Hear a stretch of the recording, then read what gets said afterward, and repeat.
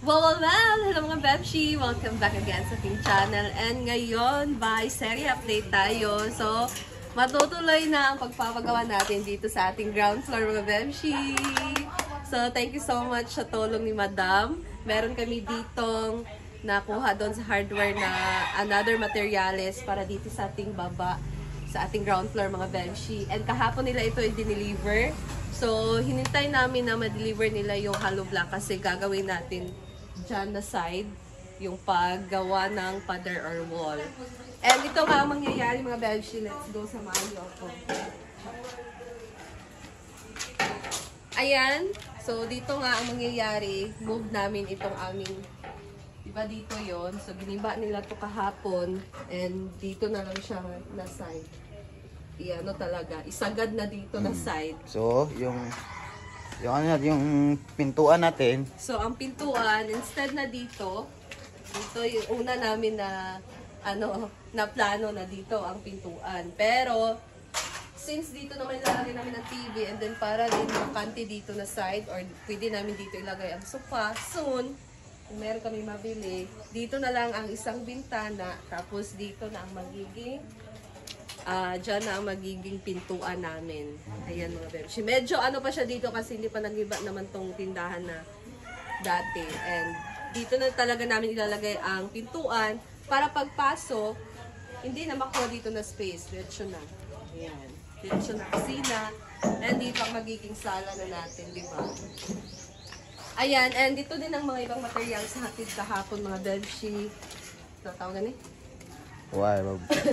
wire, tapos itong pinto ng CR. Nandun, meron na kaming dinala na iniduro. Pupunta natin yan. And yung sink sa lababo. Ayan. So, ito naman, this one, ang tawag mo? Metal paring. This metal paring is para sa aming alcuba. So, thank you so much kay Madam. Dahil, itutuloy din namin ang pagpa-double wall and alcuba sa taas mga Bebshi. So, ito ang ating gagamitin. And ito ay para sa terrace namin. Ayan. Kasi tingnan yung terrace mga Bebshi. Hindi pa talaga siya nano. So, ito ay tubular. Para sa aming terrace. Yung pang wall dito sa terrace namin. Para talaga sinik, diba? And matapos na din ang aming terrace. So, ayan mga Bebshi. Dito naman, ayan. Deliver na din kahapon ang semento. Ilang semento? 25 pa yan, pero So, 50 yan lahat. Oo. 50 pieces to, pero nuna mo na nila dineliver itong 25 pieces. Tapos sa labas, meron doon yung dineliver ng sand or buhangin. Ayan. So, isang load lang yan. Sa load lang muna. Lang. Yung ano natin kasi. So, ito isang load lang kaming dating sand. Nandyan pa. And itong tira na hollow block. So, hopefully, makapag-deliver sila ngayon ng kahit konti lang na hollow block kasi basa pa daw yung hollow block ng Bebshi. Kaya, hindi nila na-deliver kahapon. And sana ngayon nasa ma-deliver para masimulan na din nila habi ang paglagay ng hollow block dyan sa ating wall. Kasi yan lang din naman. Tapos yan, pwede na din gawin yung sa CR. Ito mga Bebshi, PVC para sa ating linya sa tubig. Sa linya sa tubig, ayan. Ganito. So, dapat ready na natin dahil dito hindi pa kami alcuba. Hindi pa namin yan lagyan ng alcuba mga Bebshi or ceiling. Kisame. Kasi hindi pa namin yan dinadjutan. Sa taas lang muna. Sa taas lang muna na kisame. Tapos double wall. And then dito gagawin na nila ang CR. So, ito lang. Yung size na nito? 5 feet. 5 meters. So, ganito lang kaluwag ang CR namin mga Bebshi. Ito na. So, sakto na to sa amin. Kasi kami lang din naman. And importante yung CR. Diba? And dito na ang magiging lababo natin hanggang dito. So standard size lang siya mga Bebshi. Hanggang dito lang mo. Dito lang. Ayan. And gusto din talaga namin ni Habi na makapag-tiles kami dito sa bahay, sa CR, sa lababo. Siyempre dito sa ating flooring. Pero soon na kung yung plano, kapag-budget tayo dyan, soon na mga Bebshi, pag-iisipan natin yan. And dito mga Bebshi, diba? Dito ang aming kusina. So makikita natin dito sa taas na walang ceiling. So ang plano dito, ang mangyayari, talaga kasi namin dito hanggang dyan sa taas. Tapos lagyan namin to ng canopy or i-firewall na lang namin dito. firewall yung mangyayari. Tapos hanggang dyan lang. Hanggang dito lang yung ano niya, yung ceiling na ano. Ganyan o. Paper mo. Ano tayo? Kasi kasi firewall siya mga bebshi, so alam niya na ang nangyayari dyan. Hanggang dito, syempre. Tapos dito, lagyan namin to ng, sisimento namin to for, so na, ano, pwede namin itong gawing labahan, pwede ako dito maglaba, or ilagay dito mga gamit ng washing. Hindi rin washing. Tapos, pwede maligo, lagyan namin to dito ng gripo. O para, kung gusto maligo dito, pwede din dito. Ayan. And yung ano, yung wiring natin, nakabili na tayo para sa wiring. Oo, sa wiring naman mga bemshi. So, dapat talaga natin unahin ng wiring, no? So, gusto ko din magpasalamat sa nagbigay ng aking pang double wall sa taas. Mga bemshi, si CC. Ito na tulong. Laing mo na. So, maraming salamat sa aking nagbigay ng pang double wall doon sa ating kwarto, mga bemshi. Thank you so much, aking napakabait na sponsor. God bless you and more blessing pang dumating sa iyo dahil isa ako sa binibigyan mo nitong grabe ang laki ng tulong ng pang double wall kasi mga bemshi, diba? Alam niyo naman ang gastusin ngayon sa mga materialis. So, malaking tulong na yan para sa amin na ma-double wall yung sa taas namin. And wala na talaga magsasabi na oven ang kwarto namin. Kasi maraming nagsabi na oven. So, I'm so thankful. Sobra bless ako sa kanila, lalo na kay Madam, sa aking nagbigay ng ating double wall sponsor. So, thank you so much. And gusto niyo bang akyat tayo sa taas? Ano? Mga wiring nito, mga nito. So yun ang mga BFG, tingnan natin yung bili namin. Ano. So, thank you so much, Madam, and sa aking sponsor na nagbigay sa ating double wall. And ngayon, papakita ko sa inyo mga wiring na binili namin. Sa taas na yun at dito sa baba.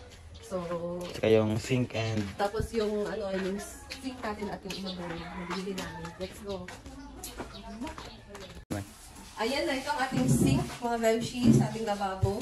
And meron na din kami dito pinala na, ano, yung gripo niya. Ito ang kanyang itsura. Ayan. So, dinala na ito namin ni Javi kasi hindi naman namin itong mabitbit. And ito ang talaga pinili ko na sink, yung malalim talaga siya mga bemshi para diretso na ilagay lahat yung mga hugasin. Hindi mo na ilagay dito sa ano, di ba? Diretso na dito kasi alam niyo naman late lang din ang lavabo namin. Kaya save space na tayo dito.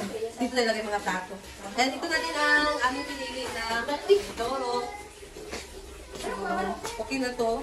Hindi, pinili ko to medyo malaki kasi ayaw ko yung parang mababa lang. So, gusto ko kasi yung ganito.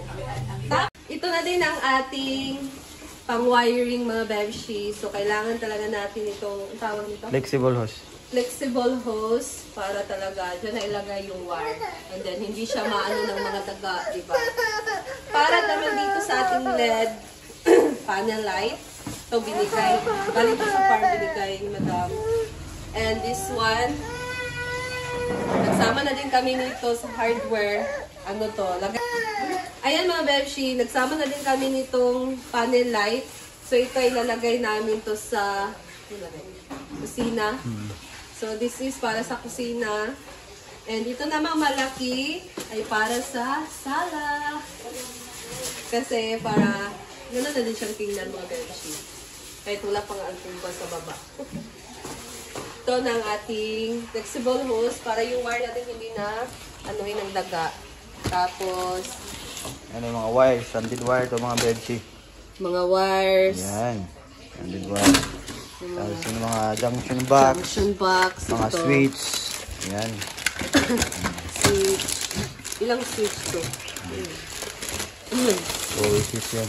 Wala, lagyan kuan. Ano siya? Amaw ni? Ano muna siya? Tasan eh. Sa tugang na siyang switch. Wala, lagyan mga pansakanan. Wala pa gali, kaya wala may ila dito. Ay, wala Ang trigang na outlet. So, wala pa yung pang saksak. Saksak. Pang ano mga bemshi ba yung gano'n? Hindi ko alam ng Tagalog. Yung outlet. Mga outlet, oo. Ayan, so yun na lang ang kulang para sa ating wiring. And dapat simulan na nga din to bago kami doon mag-walling sa second floor sa ating taas, sa kwarto at mag-double wall. So ready na talaga natin to dapat. Ayan. So ayan mga bemshi, that's all lang muna para sa ating bahay update. And abangan nyo mga susunod ko pang update dito sa ating pinapagawang bahay. And thank you so much Madam Brenda for your help na matapos ang ating bahay ngayon mga bemshi. So malaking tulong talaga ang si Madam. Thank you so much Madam and God bless you always. To more blessing pa dumating sa iyo and sa aking sponsor sa Double Wall. Thank you so much. And ingat kayo. So, that's all mga Beshi. And see you again sa aking next update. Bye!